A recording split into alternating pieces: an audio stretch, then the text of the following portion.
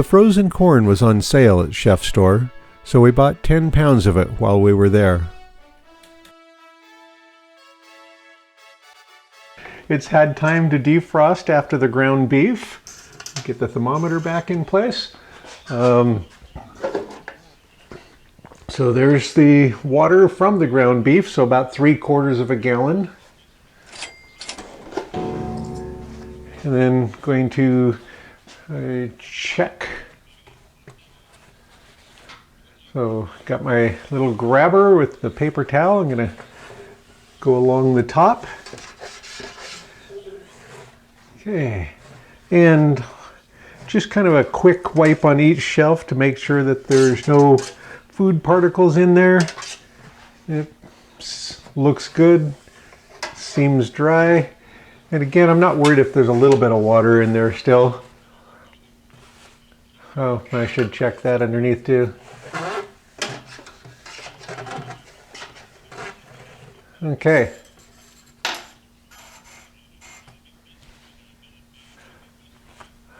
Okay, so no issue, time to go.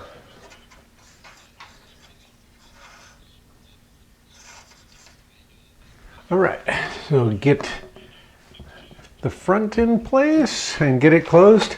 So I've got the drain valve closed already. Make sure it seals, and I'll get it cooling and getting it ready for the next thing, which is vegetables. I'm doing another batch of vegetables. Not sure what I'm doing yet. I think I'm doing corn.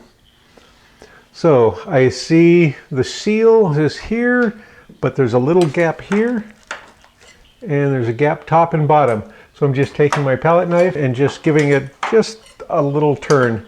And it really doesn't take much force on this. And I don't know, again, I don't know if anybody else's has this, but ours has since day one. And that's what I do to solve it. And it seems to work perfectly. Gonna start this and get it going. It's only 59 degrees in there right now. It won't take long to pre-freeze and then get the food in there. I want to make sure it gets as cold as our freezer, which is about 0. The freeze dryer's pre-freezing, won't take long, 20-30 minutes, and it should be cold enough. I'll wait until it's about the same temperature as the freezers, which ours are about 0 to 5 degrees. As soon as that's down to that temperature, we'll get the food in there. So the freeze dryer has been pre-chilling for 2 hours now because, you know, more than a half hour. I'm going to get the corn on the trays and get them in there. And then, been a while since I've given a little tour of my setup, of my cart, so I thought I'd give a little tour of the cart. Okay, tray 1. So, put the parchment on it. So this is the corn I'm using this time. It's a Garden Fresh brand, super sweet white corn. And get the nutrition facts on there. So on this tray, I need to get to 1889 to get to 2.5 pounds on there. So 1889 is the target.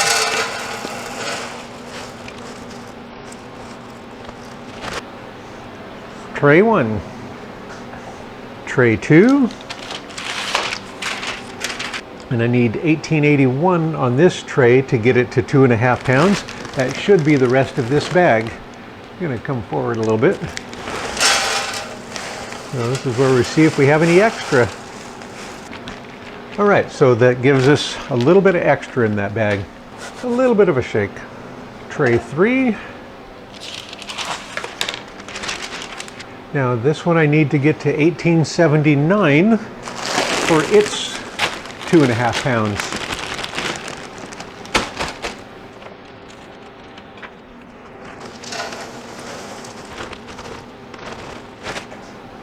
Finally, tray 4.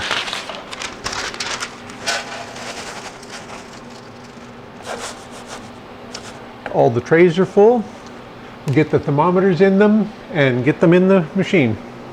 And with these, just kind of a loose fill, I'm going to get the thermometer in there. I'm going to try to get it about 1/3 from the bottom, and so 2/3 of the way down. Because I've found that that seems to be that seems to be where the wet spot is. If there's anything left, it's about 2/3 of the way down. Okay.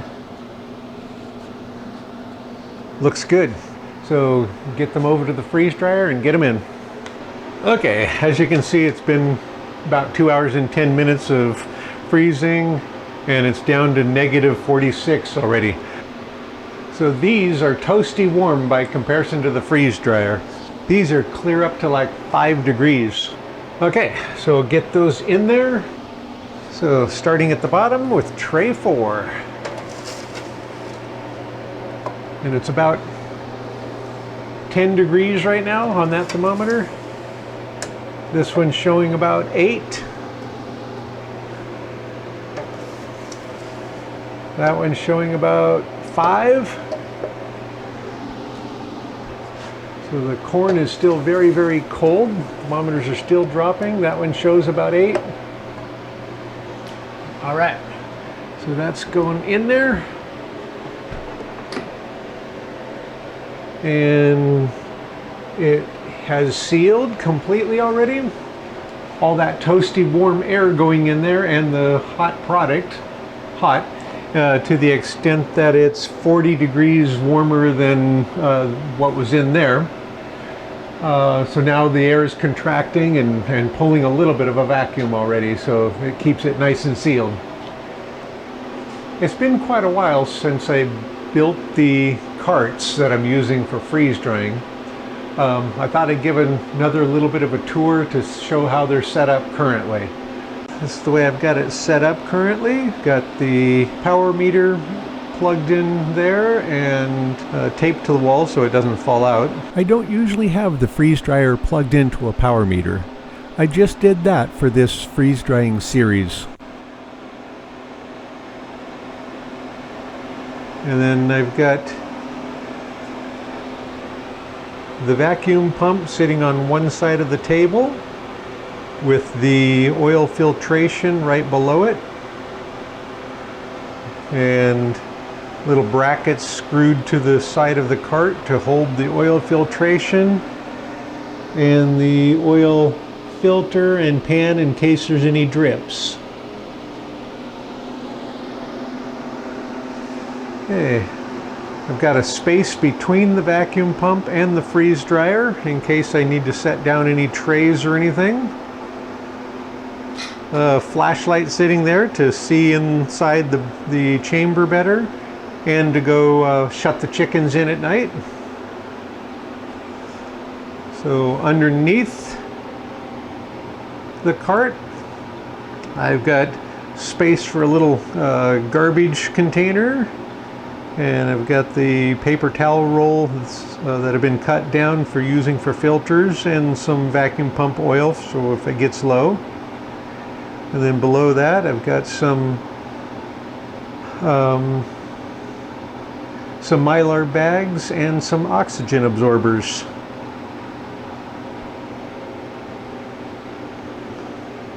Okay, then the defrost fan hanging on the end of the cart right now. And then on this side, the drain side, I've got a power strip here for that fan, the charger for the oil pump on the other side, and the lights that are above the freeze dryer. And then got the drain hose going down to the gallon jugs underneath, and then that's the little plug for the oil pump, for the timer portion of the oil pump. Okay, so now over to the other cart. So this is the little cart that I use for wheeling things back and forth. So it's just I think an old computer desk had a pull out for a keyboard, and I took that off and used it on the other one. And so I have paper towels and wipes underneath, and more oxygen absorbers, and more Mylar bags of a different size. And then the main cart the bagging cart.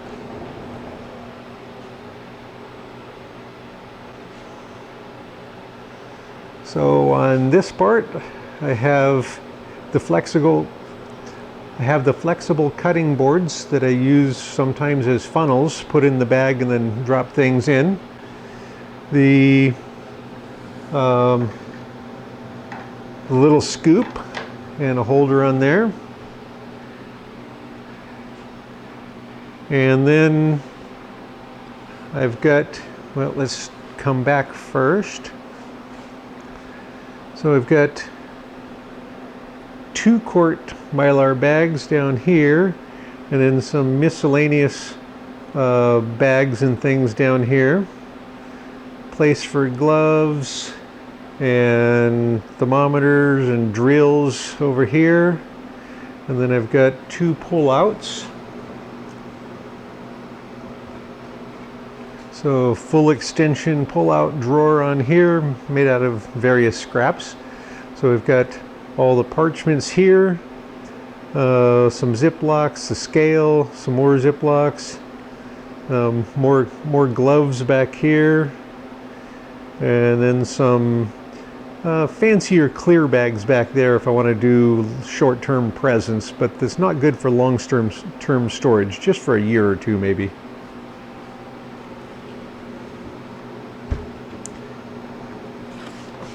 And then that pull out right there is the one that used to be the keyboard drawer for the other little cart. So, and then this is my top drawer in here. So I keep 300cc oxygen absorbers, some pint bags on the top of this box, and 2 quart at the bottom with the 2 quart, the 500cc oxygen absorbers in between there. And then the 1 quart bags there. I think I said pint. Those are pint bags, so with 2 quarts underneath. And then quart bags here. And then tape dispenser in case I want to tape labels on. And then some cups here in case I want to scoop the product into the bag. Yeehaw! Okay. And then, oh yeah, these scissors belong here, and scissors. And then on top, I have the heat sealer at this end, and another power strip on this end, and a heat gun there in case things really get stuck in the little pans and refuse to come out. And then the bigger carts are all on these heavy-duty locking wheels. So in the next room, and this I can't really show this that well with this camera in here, but these are the racks. There's 2 racks wide and 2 racks deep to hold 40 tubs. Okay, so each one of them is labeled for front or back. Like that one's labeled 3 front, and behind that there's another one labeled 3 back. And same with all the others. And of course we could have just labeled them 1 through 40 and then just keep adding numbers as we add tubs. Well, it would have finished about 4 hours ago at ridiculous early in the morning. Now it's still early in the morning, it's 10:30. I'm going to rewarm it enough to get the trays warm because they're -40 or so. And then I'll weigh them and then put them in for 2 more hours to check the weights. Okay, so I'm going to just add more time.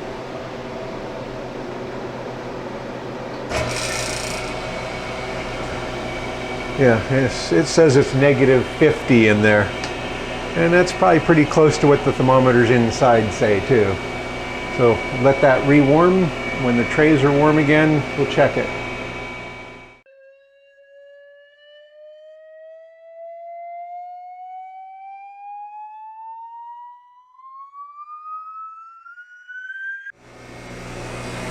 It looks like they're warmed enough to take them out without any fear of condensation happening on them. So we're going to stop the machine, get them out. So down arrow past the rest of the time, and get the drain valve open.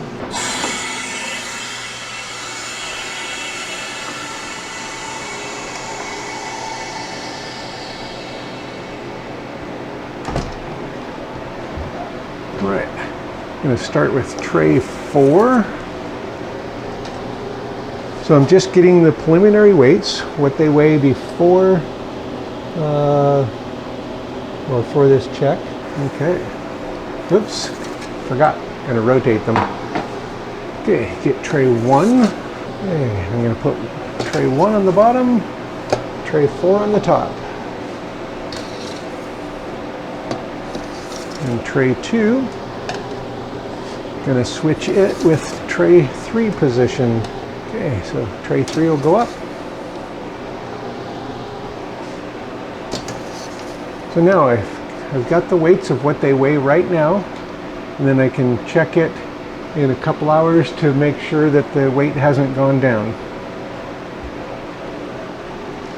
Okay, get that reclosed. Got the weights now. I can check it in a couple hours to make sure that the weight isn't going down. If it goes down, then I'll put it in for a couple more hours. So, got that closed. I need to add more time. Close drain, yep. Okay, drain closed. Continuing. And it's plenty cool. Okay, we'll come back and check it. It's time to get the corn out. Going to arrow past the last of it. It's been almost 2 hours since I restarted it. Now we'll take them out and check them. Get the drain valve open and get them out.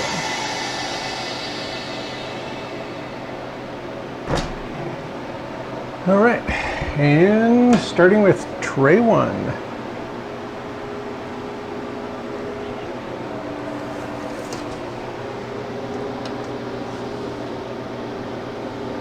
Okay, 10:12. That means it's gone down to. It's been 2 hours. I'm going to double check the rest. So 2 and 2 hours is probably okay. Well, that one's gone down 2 also. 3. So it's jumping up a bit. So it's over 2.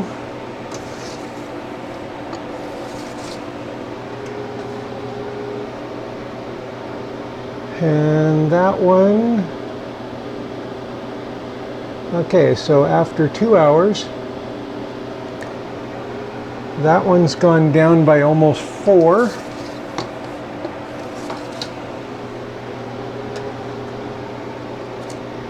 And that one's gone down by 5.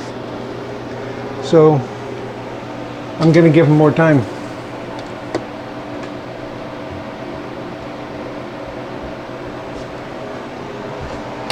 In those 2 hours, it went down almost 14 grams. I'm going to put it back in for another couple hours and recheck it. See if it all was taken care of with those 2 hours. So far, 35 hours, 35:20. Now we've got 37:20. So I'll keep track of the actual freeze dryer time versus when it was sitting after it finished before I restarted it. Okay, so close the drain valve. So more dry. I did close the drain valve and it's still nice and cold. Okay, we'll come back in another couple hours. It's been 2 more hours. Gonna open it and check it now. So let's get it shut off and check to see if it was dry. So essentially with this 2 hours, I'm checking to make sure it was already dry 2 hours ago, and then I'm just putting it in this much time to see if it can pull out any more water.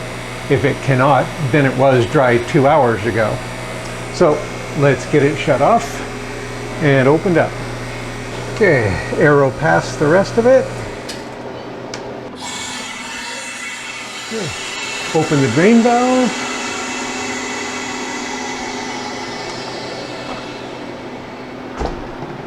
Okay, and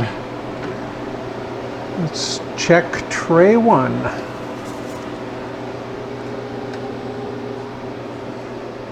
All right, it did not change this time.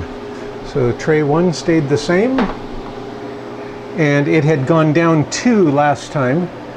Tray 2 had gone down 2.5 or 3. Okay, it did not change. Good, good, good. That means so far that it was dry 2 hours ago. And tray 4, let's see how that is. It has gone down 2 additional grams. So actually, I'm going to put this back in again.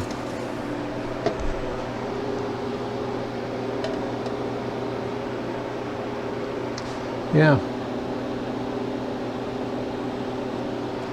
So nope. So both of these 2 trays went down an additional 2.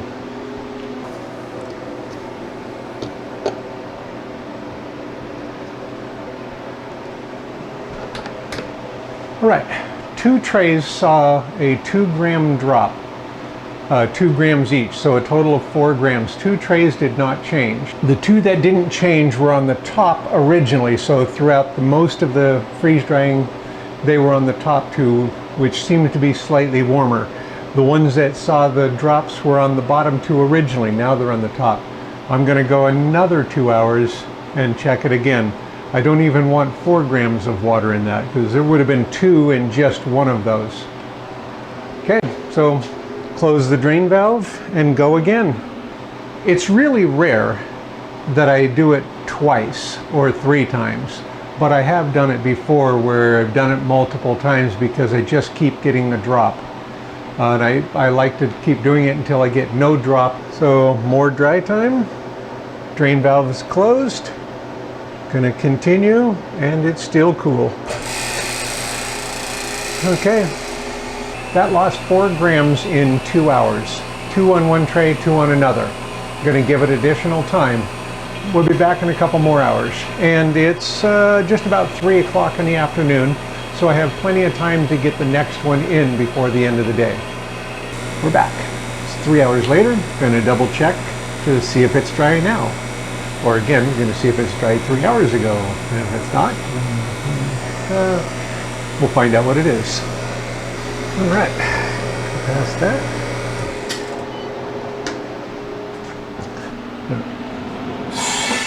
Open the drain valve and get them out and weighed. Okay, so last time 2 of them had gone down and 2 of them had not. So this time in 3 hours, it went down less than 1 gram. That I'm much happier with. Okay. And then tray 4, it had gone down more than 2 last time. Okay, less than 1 this time. Now we should be ready to take them out. Okay, so no dry. Oops, wrong button. Well, that's a problem. If you mess it up, how do you cancel out now?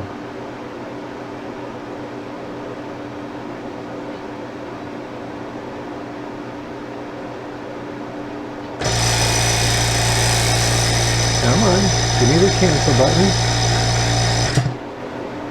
Okay. Don't know if I've ever done that before. So the no defrost, make it much quieter. I'll put my defrost fan in the door. And the little baffle. We'll get the thermometer out of the bottom. Okay. So I'm going to leave the fan off for right now so it won't start snapping and cracking while we're bagging these. Okay, we'll get these over, get ready to bag. Okay, so there's the power usage for the corn. So 29.46 kilowatt hours. Okay, so Gonna reset it for the next one.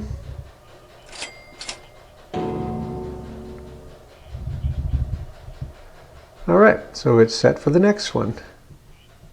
All right, there's the 4 trays on the little cart. I'll get the thermometers out and we'll get them weighed. So tray 1, 1001. Tray 2, 995. Tray 3, 984. Tray 4, 997. Okay, so we'll get the math done, find out how much per how many grams per pound now, and figure out the bagging.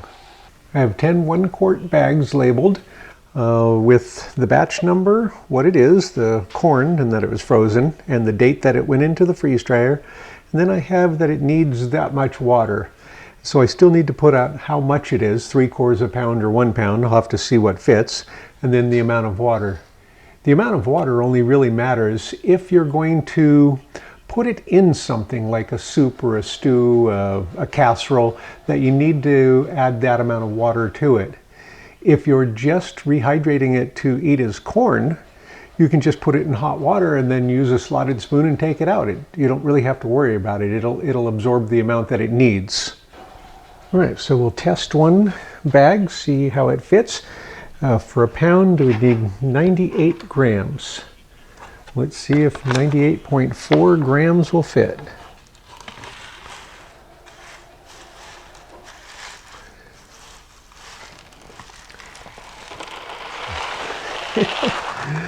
I swear, again, I always clean the table well because I know this is going to happen. 98.4 is what I'm after.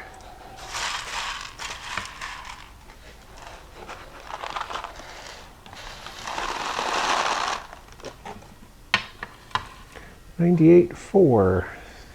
That's great. It fits real nice. A pound would be a good amount in there. So, yep. Okay. So it's going to be quite full. It's full, but it's a good amount in there and it'll fit. So that's how I'll label them. So now I've got the batch, what it is, when I started it, 1 pound, and that it needs 360 grams of water to rehydrate it to the same level as it was before. Putting 1 pound in each bag, which now is about 98 grams of corn, it will need 360 grams of water to rehydrate it to the same level as it was before. One of the things to consider when rehydrating is that some things don't care about how much water you give them. They'll just soak up the amount they need. So if you're doing your corn just to have corn, you could just pour a bunch of boiling water in there, enough to cover it, and then scoop it out with a slotted spoon when it's rehydrated. The main reason that I'd want to know the amount of water to rehydrate it properly is if I'm using it in soups or stews or some other recipe. So then I can put that amount of water into the recipe.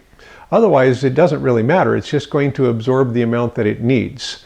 And that's true with most vegetables. Fruits might be a little different. I don't rehydrate a lot of fruits. I eat them dry. When I've done pie, though, with apples, then I do rehydrate them with the amount that I removed. Another thing is that the corn is delicious dry. There's no reason to rehydrate this stuff if you just want a snack. Very, very tasty. Had a comment today on a video, and I don't think I've ever been asked that before, and that's if you're just keeping it for a short period of time, is there any reason to put it in a Mylar bag at all? And no, if you're taking this on a trip next week and you just want some corn or whatever, you could just put this in a heavy Ziploc bag. If I'm going to be more than a few days, I do tend to seal the bag using the heat sealer, but that's probably not even necessary. Water is going to go through plastic of a Ziploc, but in a week, you're still going to be fine. It's not going to really cause any problems. And with some things, I wouldn't be concerned with 2-3 weeks. Lots of things I wouldn't be concerned with many weeks. So you don't have to use a Mylar bag or oxygen absorber if it's just a short-term thing. We do most of our samples of something that we haven't tried before. Most of our samples, we just put in a Ziploc and bring it upstairs and rehydrate it and test it out. So even though I bag it here on the video and then rehydrate it, it might not be the same day, but they seem to do just fine. There's just no reason to spend the Mylar bag money if you're going to use it next week. So that's a great question. Didn't even think of that before. Yeah, we do that all the time. Okay, back to bagging. All right, so now all the bags are labeled. We'll get them filled. So 98.4 grams per pound.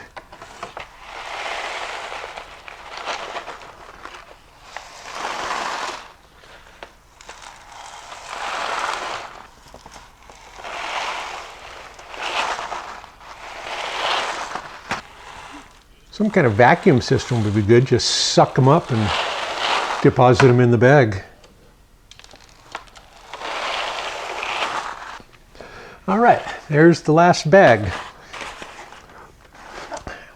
And all of them might, or some of them might be a tiny, tiny bit short, but that just means that these are for me. I'm using 300 cc oxygen absorbers for all of these.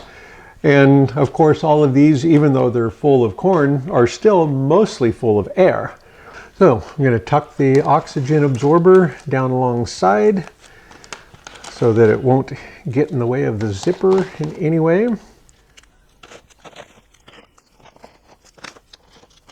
And there's really no way I can pull out any air of these because as I seal them, the corn is right up to the top. There's just no place to push out any air on these.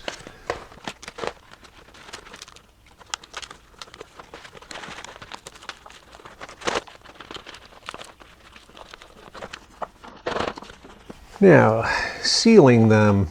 So it's a 5mm wide heat sealer. So this is what the heat strip looks like under there, in case you've never replaced it. It's just the piece of resistance wire of some kind. I don't know what it is, nichrome or something. I have no idea. Anyway, it's a heat strip. It goes under there, so it's sealing that wide along the top of the bag. So it makes a nice wide seal. So I think this is the 5mm wide seal. And if you have a heat sealer like this, you should have a spare element for it, or whatever this piece is called. Heat strip. Oh, heating element part. If you have one of these types of heat sealers, you should have spare heating elements for it. That way, if one burns out, you're ready with the next one. This is the first one that I had. So it's still good, but it was getting pretty worn in one spot and really making a hot spot in one area. So I switched it out because I have spares. But I have these for backups for later. Sealing the bags, and the first bag, I like to do it at least twice to make sure that it's heated up well. And that might be overkill, I don't know, but it just seems like the first one isn't sealed as well. It doesn't have the whole pattern on it. And this is a blah, blah, blah. And this has a big chunk of metal under it. This material is all of that. So it seems like it benefits from doing it a couple of times that first go around, that first bag in a series.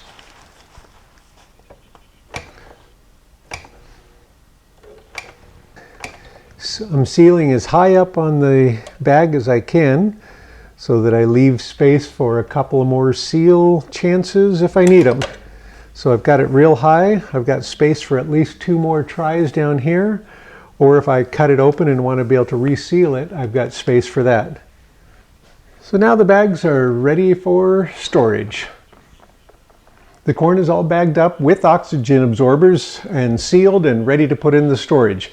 They're going in bin 3 along with the last couple of batches. I'll put them on my storage list so I'll know where to find them again. So let's get them over there and put them in there and see what it looks like so far. And there's still a little bit of space in the other bins, but we'll put these in bin 3. So now the frozen corn. So 10 bags of that.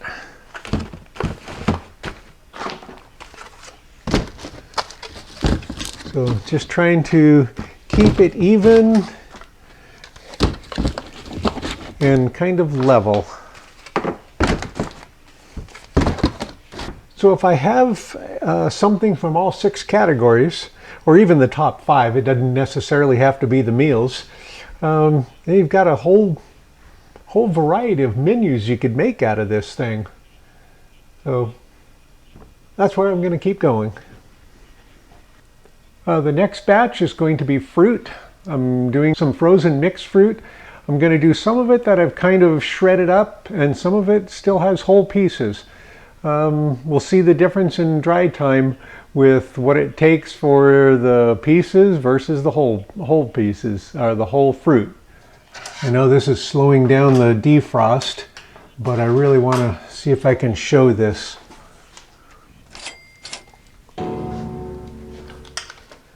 Okay, so you can see that frost line on there. That's on that piece of corrugated plastic. You can see how high the frost line is on there. The ice on the opposite side is pretty close to that height. So that would have all spilled in onto the tray area to be reheated and resublimated. All right, so now get that going and get it defrosting.